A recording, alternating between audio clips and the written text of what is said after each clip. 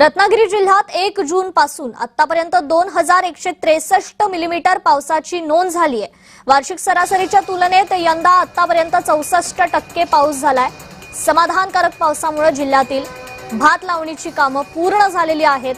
बळीराजा त्यामुळे समाधानी आहे। मात्र भात पिकाच्या वाढीसाठी आणि शेतीच्या पुढील कामांसाठी अजूनही चांगल्या पावसाची आवश्यकता आहे। याच पार्श्वभूमीवर पावसाची स्थिती आणि भात शेतीचा आढावा घेतला आमचे प्रतिनिधी योगेश बांडागळे यांनी।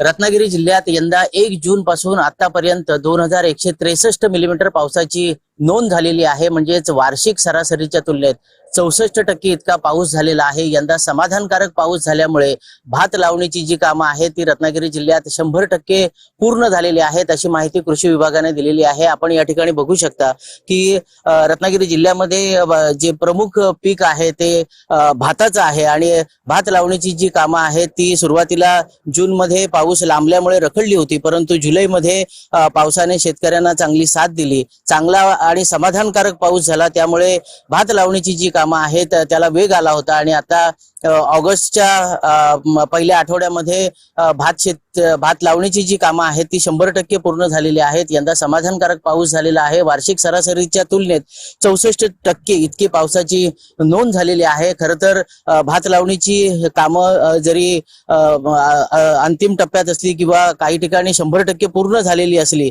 तरी अजूनही भात शेतीला काही प्रमाणात पावसाची गरज आहे। त्यामुळे सध्या जरी पावसाने उघडीप घेतलेली असली तरी येत्या काही दिवसात पाऊस भात शेतीला आवश्यक आहे असा अंदाज शेतकरी व्यक्त करीत आहेत। एकंदरीत जर आपण बघितलं तर यंदा सुरुवातीला पावसाने दडी मारली होती, परंतु जुलैपासून चांगला पाऊस रत्नागिरी जिल्ह्यात कोसळला आणि समाधानकारक पाऊस झाल्यामुळे भात लावणीची जी कामं आहेत ती आता पूर्ण झाल्याचं चित्र आपल्याला दिसत आहे। योगेश बांडागळे, जय महाराष्ट्र, रत्नागिरी।